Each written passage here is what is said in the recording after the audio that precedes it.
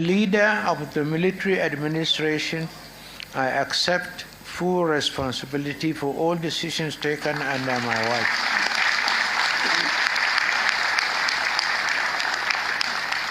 And June 12 happened under my watch. Mistakes, oversights, and missteps happen in quick succession. But I say in my book, in all matters we acted in the supreme national interest so that Nigeria could survive. Our nation's march to democracy was interrupted, a fact that I deeply regret, but Nigeria survived, and democracy is still alive, a testament to our resilience and commitment to progress. This book is part of my personal story of that encounter with national history. I did not travel alone. I undertook the challenging work of leadership in the company of many patriots. Many are still here, while others have gone the way of all the flesh. I cannot name all our allies and fellow travelers, but let me acknowledge the contributions of men like late Augustus Ihomu, Commodore Ebitu Ukiwe, General Ike Nwachukwu, Professor Bolaji Akinyemi, Dr. Kalu Idika Kalu, Dr. Tunji Olagunju, Chief Olufalaye Nahu Kabesi, the late Professor Oje Tunji Aboyade. By the way, he was an outstanding man. The late Alhaji Rilwanu Lukman, the late Professor Humphrey Umosu, the late Professor Omo Omori, the late Professor Gorian Ezekwe, the late Professor Tam David West, the late Professor Babatunde Fafungwa, the late Professor Walikoe Ramson Kuti, the late Dr. Shatima Mustafa, the late Alhaji Bunu Sharif Musa, the late Rear Admiral Patrick Koshoni, Lieutenant General Alani Akinyeriade, General Ali Gusau, General Haliru Akilu, the former Senate President Brigadier David Mack, Brigadier General Tunde Ogweha, Colonel Abubakar Nengiwa Umar, the late UK Bello, the late General Nuhu Bomaji, Colonel Sambo Desuki, and a whole list of prominent colleagues. And friends of all of them, fellow travelers in the challenging work of leadership. The second aspect of today's event is establishing a service.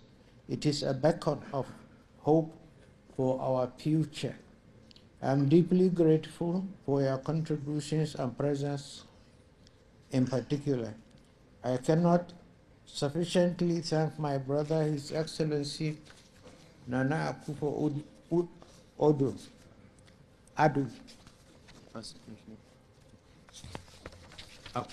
the immediate past president of the Republic of Ghana, for giving us the honor of delivering the keynote address. I am compelled to single out for praise very senior bosses and older brothers, General Yakubu Gawan. His incisive forward to the book is admirable and moving. I'm grateful, sir. General Gawan and my other boss, General Olusegun Obasanjo, who gladly agreed to chair this event, have positively impacted my life. I am also immensely grateful to my other boss and mentor, General T.Y. Danjuma. I'm delighted that I could recall General Danjuma's leadership qualities in my book, both during the Civil War and as the Chief of Army Staff. It is fair to say that as Chief of Army Staff, T.Y. set a standard by which succeeding chiefs have been judged. My childhood friend and classmate at Bida, General Abdusalam Abubakar, Audu for short, who has always stood by me, belongs to special class, if only because he now readily admits I am his elder brother.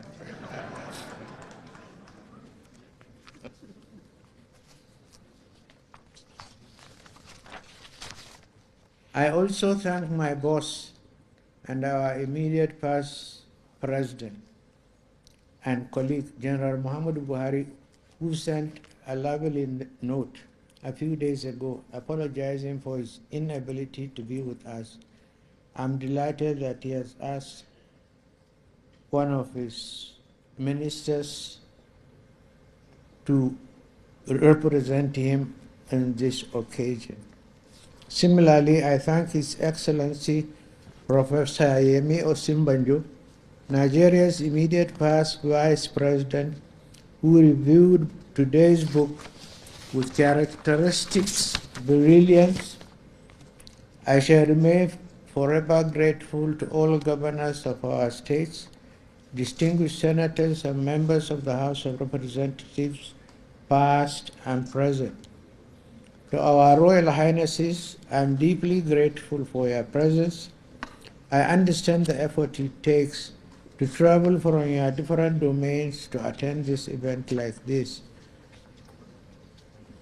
Your presence adds a unique and esteemed perspective to this event, and I pray for your safe return home. My deep appreciation of your presence and support is that of the captains of industry of our illustrious private sector will be eternally on record. The Board of Trustees of Presidential Library will find befitting ways of permanently acknowledging your support in the envisaged facility. Talking of captains of industry, how do I thank my son, Abdul Samad Rabiu? He has shown enduring commitment to this event and the library project from day one. Thank you very much, Abdul Samad. To the rest of this distinguished audience, drawn as I can see from different parts of the country, I thank you from the depth of my heart as representatives of our people, especially those who are unable to be here, some of whom have managed to reach out to me since the details of today's events were made public. I'm humbled by your presence and the interest you have shown in my memoirs and the library project. No matter our points of origin in the Nigerian encounter, we all share experience of a fascinating national journey. Ours is the story of a thrilling past, an engaging present, and a most promising future. Today's event reminds us that we are not just here to remember the past, but to actively shape the present and envision a bright future with hope, a future that each one of you, with your unique perspectives and contributions, will help to build. The first aspect of today's event is the public presentation which has been done. This memoir, a culmination of over 3 decades of reflection, significantly contributed to our understanding of our national history. Throughout the public presentation of this book, I believe I am paying a huge part of my debt to public. I have had to contend with this question all the time: when will you tell your side of the story? Understandably, our period of service has somehow evoked, and rightly so, many questions and stories among our public. This book, which chronicles my experiences, decisions, and challenges during our national service tries to answer some of these questions from my modest perspective. My colleagues in arms and I presided over significant change and turbulent reform. We confronted monumental challenges in the economy, the polity, foreign affairs and defense, and security spheres of our national life. We surmounted obstacles, sought change from old ways, encountered unusual obstacles, and devised innovative solutions. We all thought to leave Nigeria a better place than we found it, often at a great personal sacrifice and in the face of significant challenges. I'm deeply aware of the inconveniences and sacrifices the public endured during this period, and I acknowledge and appreciate their resilience and commitment to progress. Although the reform caused inconveniences to our people, we built lasting national institutions, some of which are still in place today. Undoubtedly, credible, free, and fair elections were held on June 12, 1993. However, the tragic irony of history remains that the administration that devised a near-perfect electoral system and conducted those near-perfect elections could not complete the process. That accident of history is most regrettable. The nation is entitled to expect my impression of regret.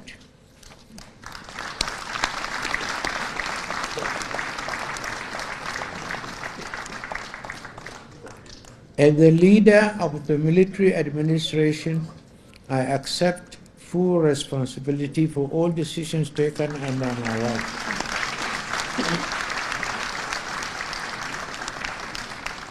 And June 12 happened under my watch. Mistakes, oversights, and missteps happened in quick succession. But I say in my book, in all matters we acted in the supreme national interest so that Nigeria could survive. Our nation's march to democracy was interrupted, a fact that I deeply regret, but Nigeria survived and democracy is still alive, a testament to our resilience and commitment to progress. This book is part of my personal story of that encounter with national history. I did not travel alone. I undertook the challenging work of leadership in the company of many patriots. Many are still here, while others have gone the way of all the flesh. I cannot name all our allies and fellow travelers, but let me acknowledge the contributions of men like late Augustus Ihom, Commodore Ebitu Ukiwe, General Ike Nwachukwu, Professor Bolaji Akinyemi, Dr. Kalu Idika Kalu, Dr. Tunji Olabunju, Chief Olufalaye Nahu Kabesi, the late Professor Oje Tunji Aboyade. By the way, he was an outstanding man.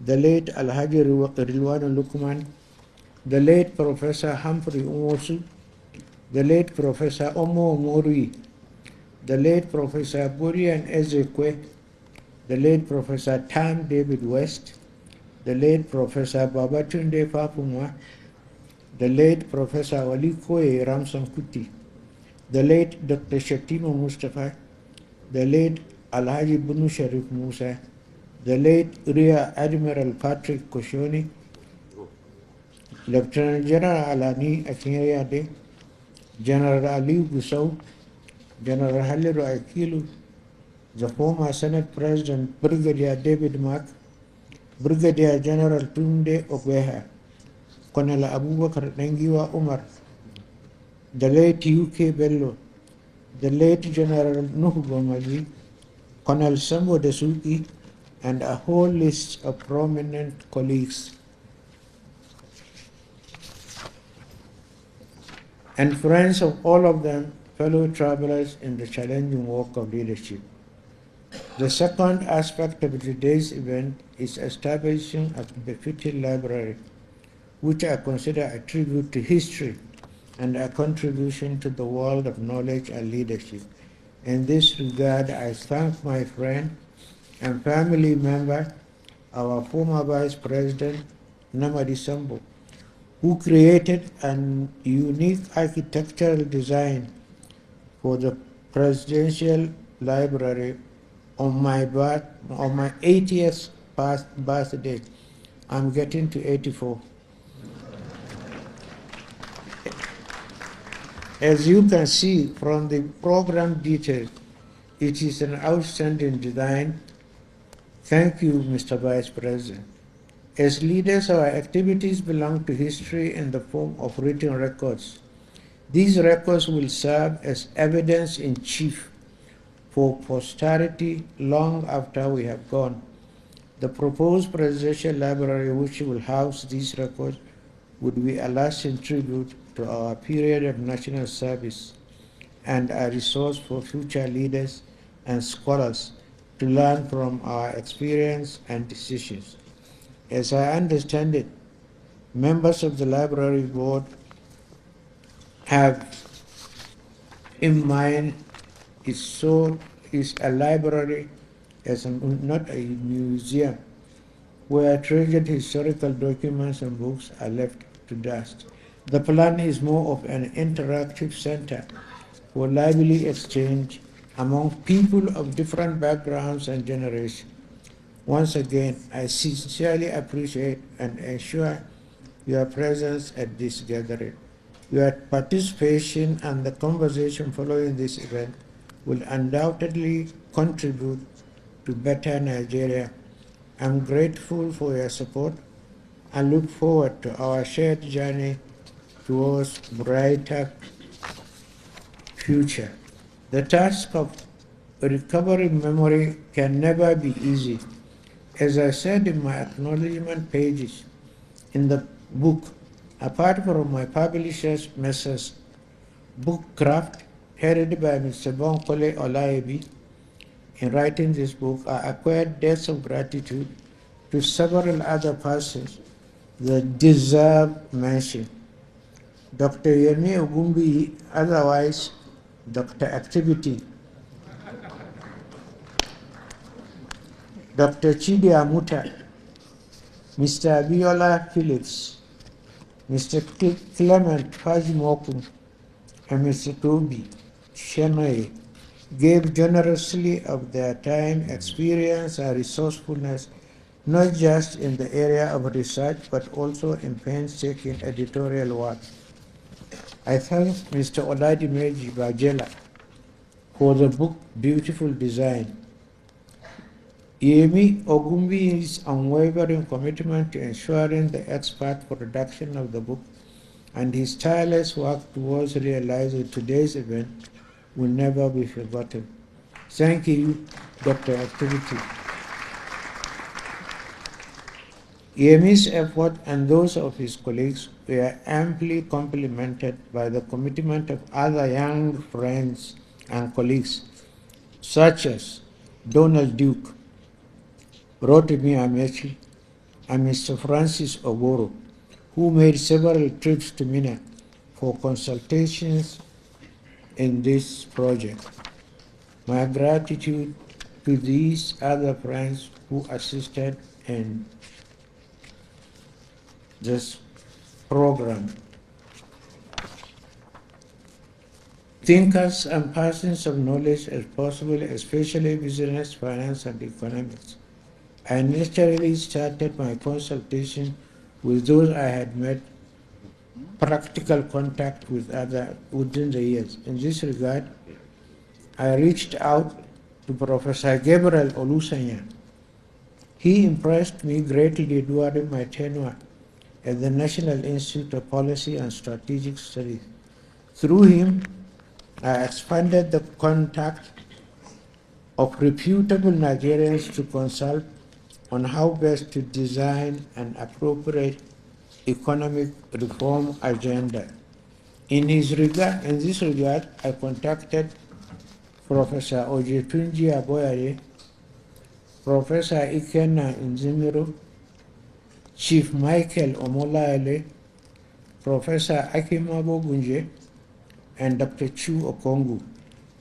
We could rely on the technocratic expertise and vast bureaucratic experience of men like Olufalaye.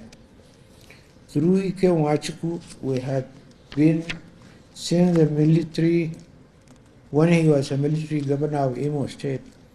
I engaged and incorporated Dr. Kalu Idika Kalu, who had done impressive work on the state's economy.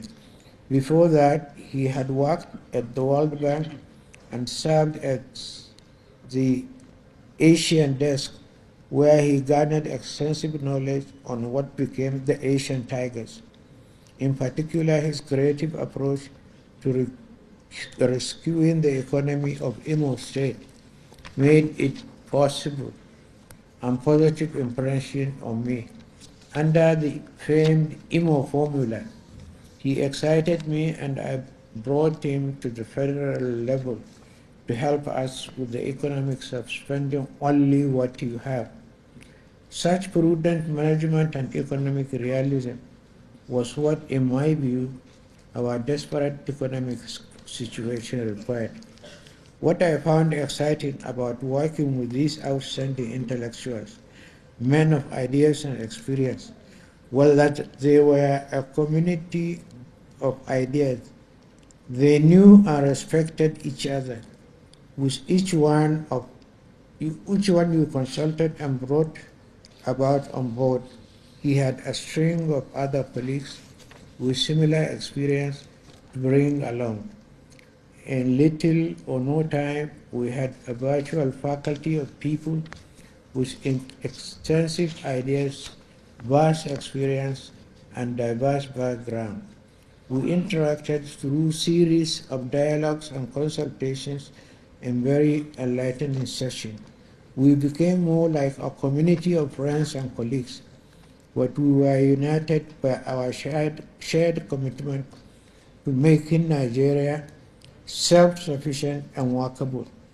We had endless brainstorming sessions on different aspects of national life, especially the economy. I found brainstorming sessions very enlightening and refreshing. People brought their vast experiences to bear in the problems that faced us then.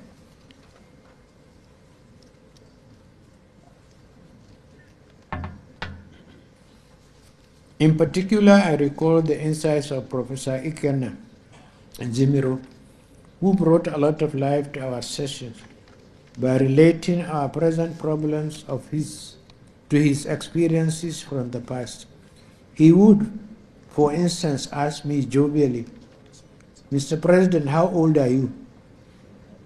And I told him one day that I was born in 1941.